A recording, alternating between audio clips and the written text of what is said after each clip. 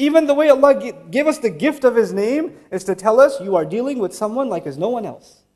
He's like nobody else. He will help you like nobody else. He loves you like nobody else. He cares for you like nobody else. He remembers you like nobody else. He's always with you like nobody else. Everyone else will leave you. Everything else will leave you. Allah will never leave you. That's what He reminds you and me of. That's what He reminds you and me of.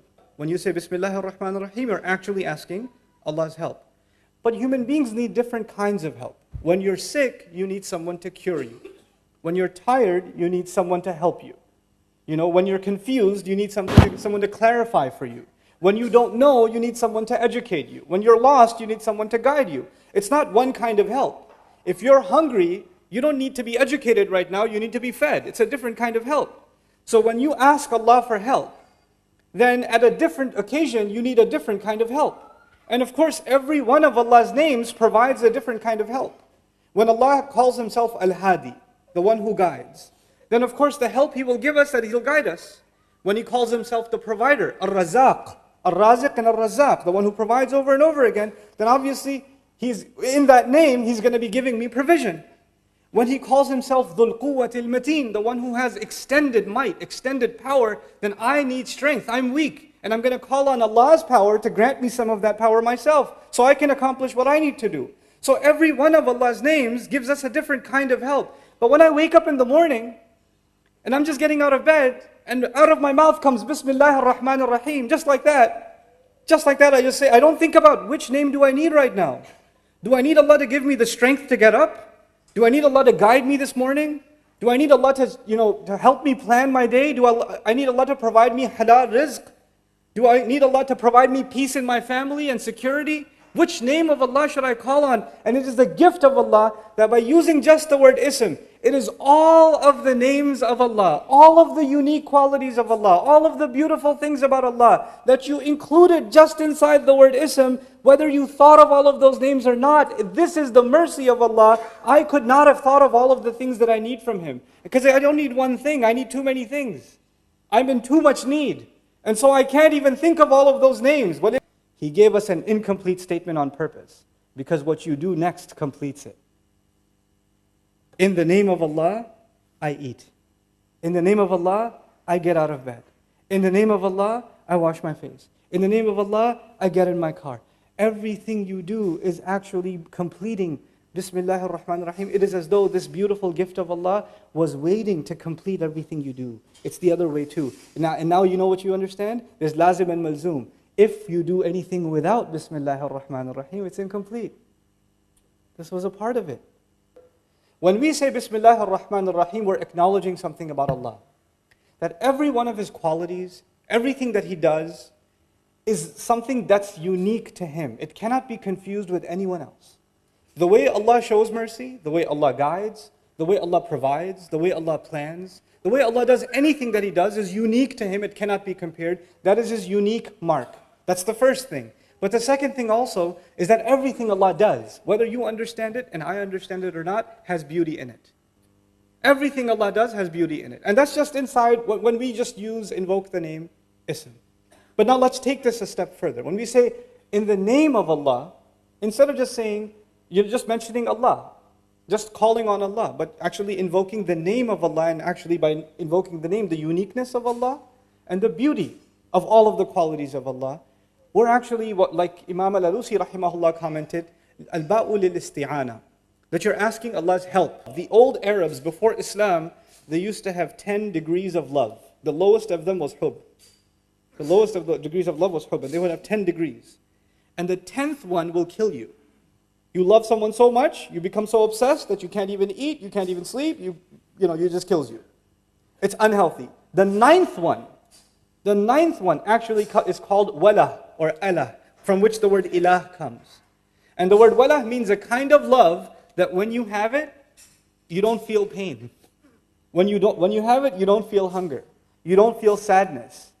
This love fills your appetite so much, there's no room left for anything else. There's no negative emotion left in your life because this ilah has filled it for you. When we call upon Allah by saying Bismillah, we are expressing our love for Allah and acknowledging that if we truly have love for Allah, all of our problems are going to feel like nothing. Incredible two names. Ar-Rahman simply means three things. It means that Allah's love and mercy and care is extreme.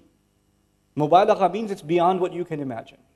It also means, so it's extreme, that's the first thing. The second thing is that it's immediate.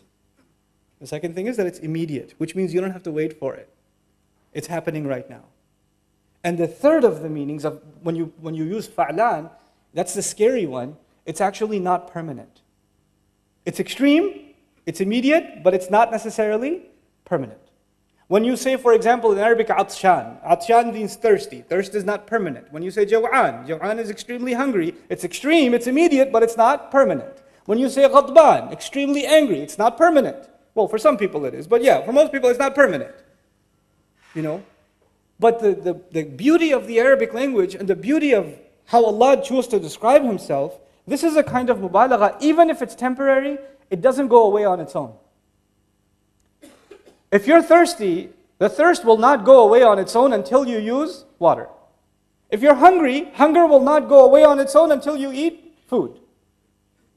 If Allah is Ar-Rahman, if Allah is excessively loving, excessively caring, excessively merciful, that extreme love, mercy, and care will not go away ever until you remove it. Until you don't want it. Allah will never take it away. People don't want it sometimes. Rasulullah ﷺ one time told the Sahaba, strangest thing, the Sahaba are sitting there, and he looks at them and he says, كُلُّكُمْ يَدْخُلُ الْجَنَّةِ إِلَّا مَنْ أَبَى. He said, all of you are going to Jannah, except the one who refused.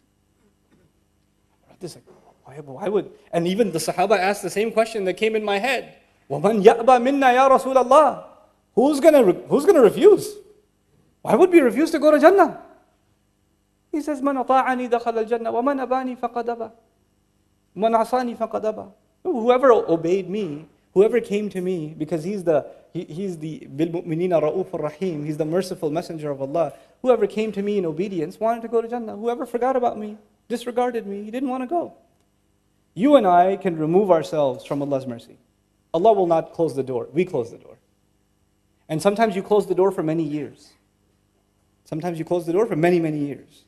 And then you open it. And when you open it, Allah doesn't say, why did you close it? Get lost. I don't want you anymore. He doesn't do that. The door remains open. The doors of Allah's mercy and His care and His love remain open. There's a father, or a mother even, and she pours her love out on her child. She takes care of this child even before the child is born. This kid is inside her stomach, causing her pain, destroying her body from within, and all she does is make dua for him.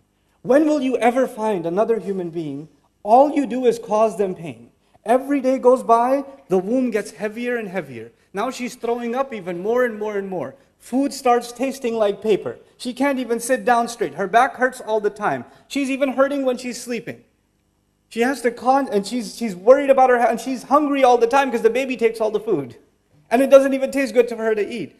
This creature causes her pain upon pain upon pain. وَهْنًا عَلَى وَهْنٍ كَمَا يَقُولُ الْقُرْآنِ. Subhanallah. Weakness on top of weakness. Burden on top of burden. And yet all she does is her love keeps increasing. Her love doesn't go down, it keeps increasing. It doesn't say, enough already, child. I had enough. I've been dealing with you for 6 months. There's 3 more months to go. She doesn't do that. Her du'as start increasing. She comes to the imam and says, which surah can I recite so my baby can hear it? And then the baby comes out and almost kills her. Almost kills her. She bleeds almost to death.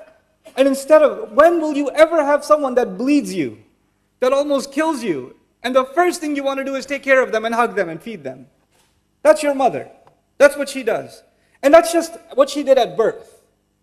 What the love that she's given you, the support that she's given you, even when you're an adult, so many of you, there's no one you can talk to and you'll talk to your mother. There's no one who will understand you, your mother will understand you. There's no one who will feel your pain, your mother will feel your pain. That's not just when we were babies, even when you're 50 years old, it doesn't matter.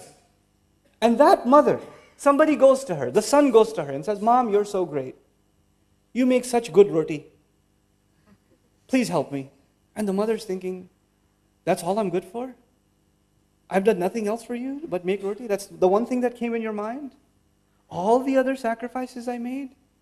I took, 5 different trains and 3 different buses to get a job so you can go to college and all you can thank me is you made roti the other day? That's all that came in your mind? How ungrateful are you? She doesn't say it, but she feels it. She doesn't say it, she still loves you.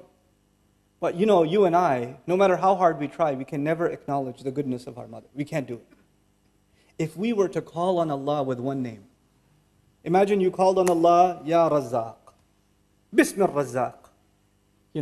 I just call on Allah the name of Razzaq, that's it. Then you're only appreciating what about Allah? That He provided for you. But you didn't appreciate that He guides you.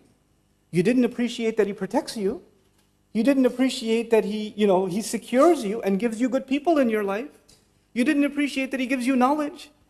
You didn't appreciate that He made you Muslim, that He gave you your health, that He gave you your job. You didn't appreciate any of those things. You just reduced everything about Allah to one of the things He does. One of them. And Allah kept us from reducing Allah Himself subhanahu wa ta'ala because that's offensive. We wouldn't even know. وَيُعَلِّمُكُمْ مَا لَمْ تَكُونُوا تَعْلَمُونَ. He taught you what you couldn't have even known. We would have even been praising Allah and it would have been offensive because it's just not enough. So He gave us Bismillah. I go to my teacher for knowledge. I go to my parents for support. And when I'm young, for provision. I go to my spouse for emotional support and love. I go to different people for different things. But to Allah, you go to Him for all things. You go to Him for everything. There's not one thing that is missing when you and I turn to Allah. So that's the first part of the equation, Bismillah. But then Allah didn't stop there. Even actually, I want to share with you some things about the word Allah. The old Arabs, before Islam, they used to have 10 degrees of love. The lowest of them was hub. The lowest of the degrees of love was hub, and they would have 10 degrees. And the 10th one will kill you. You love someone so much, you become so obsessed that you can't even eat, you can't even sleep, you just kills you. It's unhealthy. The ninth one actually is called wala or Allah, from which the word ilah comes. And the word wala means a kind of love that when you have it, you don't feel pain. When you have it, you don't feel hunger. You don't feel sadness. This love fills your appetite so much, there's no room left for anything else. There's no negative emotion left in your life because this ilah has filled it for you. When we call upon Allah by saying Bismillah, we are expressing our love for Allah and acknowledging that if we truly have love for Allah, all of our problems are going to feel like nothing. We all have problems. Some of us have marriage problems. Some of us have problems with our children. Some of us have problems with money. Some of us have problems with health. Some of us have problems with extended family, friends. We have all kinds of problems. But when you call on Allah with Bismillah ar-Rahman ar-Rahim, know that Allah will remove the tension from your head. He'll get rid of it. And He will replace it with a reliance on Allah. And everything will get sorted out. Everything will work out. Because you have this gift that came from the heavens. This thing you recite and I recite, Bismillah ar-Rahman ar-Rahim, is not cheap. It's amazing. When it's used in a context, all of you know it's used in the beginnings of surahs every time. But the one time it's used in the middle is in the story of Sulaiman. Innahu min Sulaiman wa innahu Bismillah ar-Rahman ar-Rahim. Ever think about that? Sulaiman alayhi salam is going to transfer the throne of another queen thousands of miles in the blink of an eye. And he says, this is because of Bismillah ar-Rahman ar-Rahim. This is what Bismillah ar-Rahman ar-Rahim can do. What is Allah teaching you and me? If Allah can do that when someone truly believes in Bismillah ar-Rahman ar-Rahim, then you and I have no reason to be pessimists left. A Muslim is not supposed to be depressed because he has this gift. The last of these names is Ar-Rahim. And as I leave you with Ar-Rahim, 2 things I want to share with you. Ar-Rahim actually fills the void of Ar-Rahman. Ar-Rahim is a sifa mushabbaha, they say in Arabic, something that is permanent. So don't you worry. Allah will take care of you right now, immediately. And if you're worried about tomorrow, He'll take care of you tomorrow too. It's human nature. If you're really hungry and your wife says to you, what do you want to eat next week? You say, forget it, woman. What do we have right now? I don't care about next week. I'm starving right now. Once you finish eating and your stomach is full, then you say, so what were you saying about next week? You don't think about the future if you have a problem in the present. Once your present problem is solved, then you start thinking about the future. If you haven't paid the bill yet, then you're only thinking about the bill right now. The moment you pay the bill, you start thinking, when am I going to pay next month's bill? You think about the future. What did Allah do? Allah took care of your immediate need when He said Ar-Rahman. And He took care of your future when He said Ar-Rahim. He took care of your future. Both of them. And in the right order. Because human beings, كَلَّا بَلْ تُحِبُّونَ الْعَاجِلَةِ, you love to rush. You love the things that you need right now. You're obsessed with them. أَلَا يَعْلَمُ مَنْ خَلَقَ. Doesn't He know who He created? He gave me Ar-Rahman first, then He gave me Ar-Rahim. He gave us an incomplete statement on purpose. Because what you do next completes it. In the name of Allah, I eat. In the name of Allah, I get out of bed. In the name of Allah, I wash my face. In the name of Allah, I get in my car. Everything you do is actually completing Bismillahir Rahmanir Rahim. It is as though this beautiful gift of Allah was waiting to complete everything you do. It's the other way too. And now you know what you understand? There's lazim and malzoom. If you do anything without Bismillahir Rahmanir Rahim, it's incomplete.